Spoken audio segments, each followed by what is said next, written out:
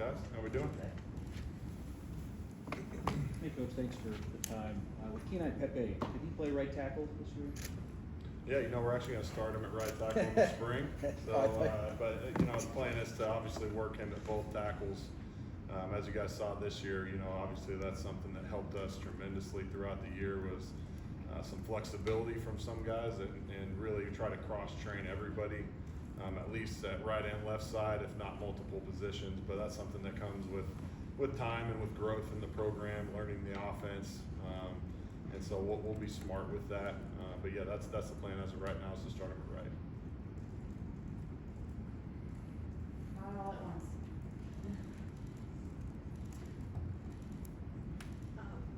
Haley, OC Register. Having all 5 linemen back from last season, how huge is that for continuity? Yeah, really important. We're really blessed, obviously, to have all 5 of those guys back. I'm really excited about the guys that are coming up underneath those guys too, because there's no set roster, right? I mean, every year you find the best 5 guys, and so. But I think that having the guys that are coming back in the program from last year, even if they were a red shirt or a younger player, having that depth to compete with each other and to push those guys that were the starters this year, I think is going to make everybody better. It's the old iron sharpens iron saying, so we're excited for that as well. Hey, Coach, I remember after spring camp last year, now, a few weeks from now, but you guys were talking to you and all the other assistant coaches. The defensive line was getting a lot of flowers at the time. We thought that was a real big strength. They played well last year, but Sure. your room kind of came out of nowhere, especially with all the injuries and all the shuffling the deck chairs every week. Did they actually outperform what you thought they were able to do? No, I think they did a great job. I was probably one of the only people in the country that knew how good we actually could be, and I just believe in all those guys in that room. I know how hard they work and all that they put into it. Talking about that moving into this year too is, I talked to the guys about, man, we're not hiding from anybody this year. We're not going into any game where nobody knows who we are or what we're capable of, and so. Learning how to handle success now and handle being the guy with the target on your chest is what we need to get better at now. And we did a lot of really good things last year. We were nowhere near where we need to be in order to be a championship level team here. So we have a lot of room for growth, and I say that in a really positive way because we're very capable of it. Consistency has to go way up. Intensity, mentality, attacking people and not just getting guys covered up, but finishing people into the ground every single play, finishing our blocks every play, continuing to grow together as a group, chemistry-wise, all those things. If we want to be a championship team, that's the next step we're going to have to take. How unusual was it to have every game it's like just pieces around? Yeah, I don't remember what the numbers were. It was something like 9 starting lineups in 13 games or something like that, and then a bunch more in between when guys would get hurt. Definitely unique. As an O-line coach, you've always had guys that you've always had that happen at some point, but probably not that consistently. But I thought the guys did a really nice job of just finding a way to make it work.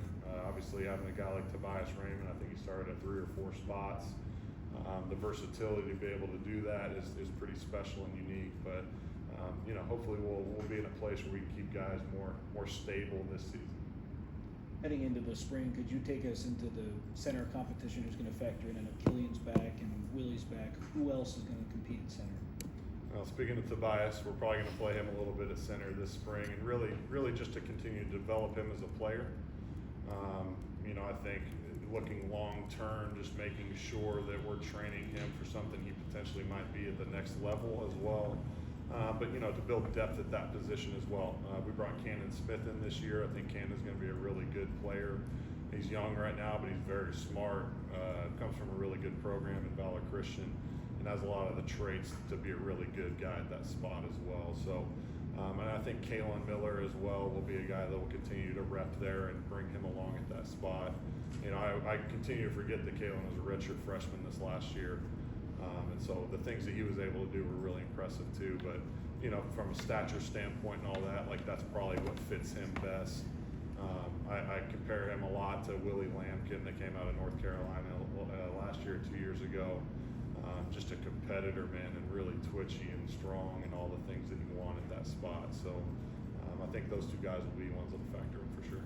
As a follow-up, with Tobias, I know he's so versatile and he'll have to earn it, but is there a chance he could start the first game at center, or is that more of a case you need?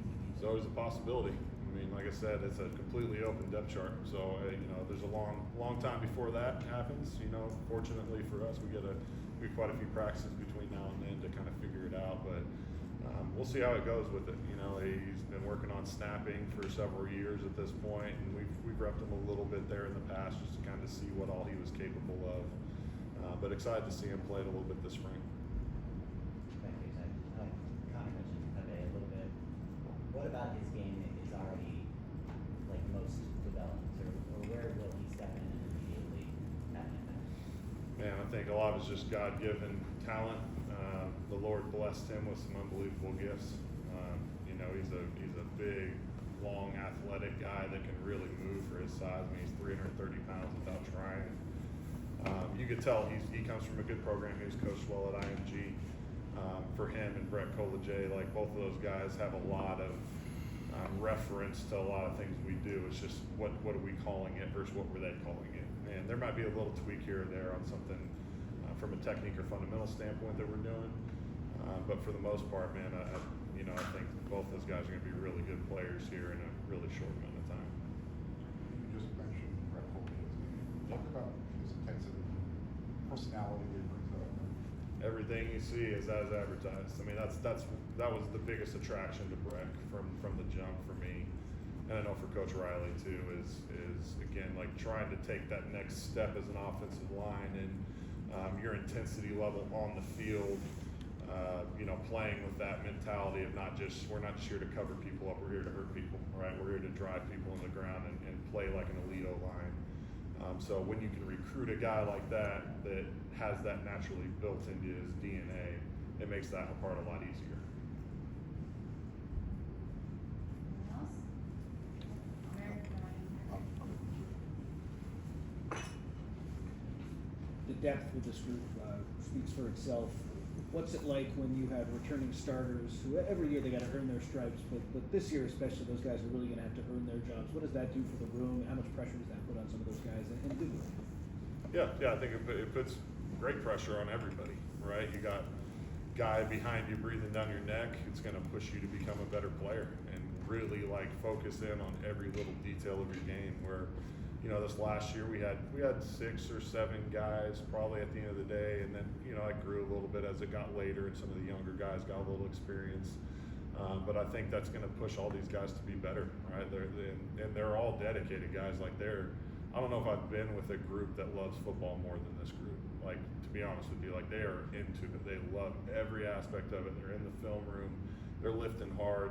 They're training. They're asking for extra stuff all the time, and they're really dialed in, and they're doing it together. And so that's exciting as a coach. I'm already looking ahead and going, man, I'm going to have some tough decisions to make hopefully here, and I'm glad I'm making the tough decisions because that means we have a lot of guys that can play. But just kind of giving that message of going into spring last spring, Justin Tanu wasn't the starting right tackle. He wasn't the starting right tackle in the start of fall camp either. And that guy played 900 and something snaps for us, right? Same with Kalen Miller. Guy played a lot of games. Reed, all these guys that went in as the second guys or the 2 deep, they ended up playing 3/4 or maybe even the whole season. So you never know when your time's going to be, right? Train every single guy like you're going to be the guy, and getting them to buy into that, invest in that. Coach Skyler Jones stepped up in a more important role, defensive tackles coach. What have you seen from him? What's impressed you about him the last couple of years? Man, fired up for him first of all, and well deserved. The guy's a great coach. Great recruiter, great relationship builder. I think those 3 things are really important. I think he's a great relationship builder with the players, and any good coach knows you got to get the guys first, right? You got to get them here and here before they do anything for you on the field. And I think he's got that. And he got to learn from Henny for several years and coach with Henny, and amongst other places. I think he's a really good technician. I think he knows how to get the guys fired up to play really hard for him. And I think, pairing him with Coach Newell will be a great match, just like Henny and Newell were. So I think those guys will play really well off each other. Coach, back here. You saw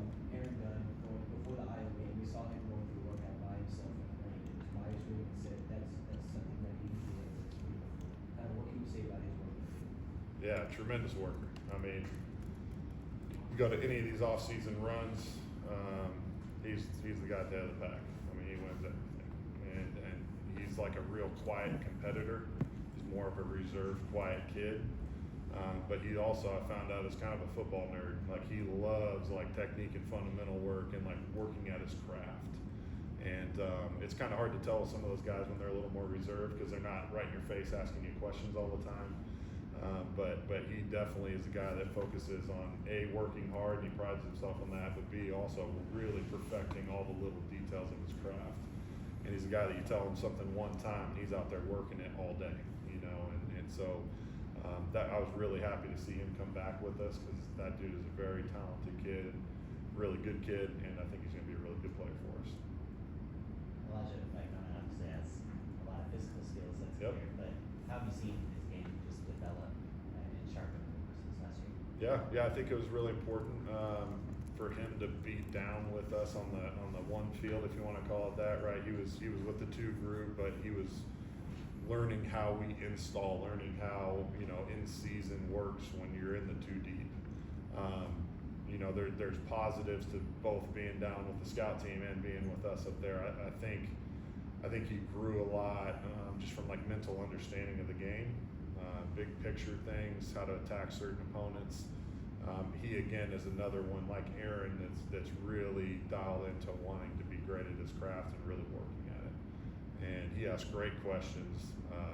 Very smart kid. Like, he asks unbelievable questions in the film room, on the field. He always wants to learn how to get better.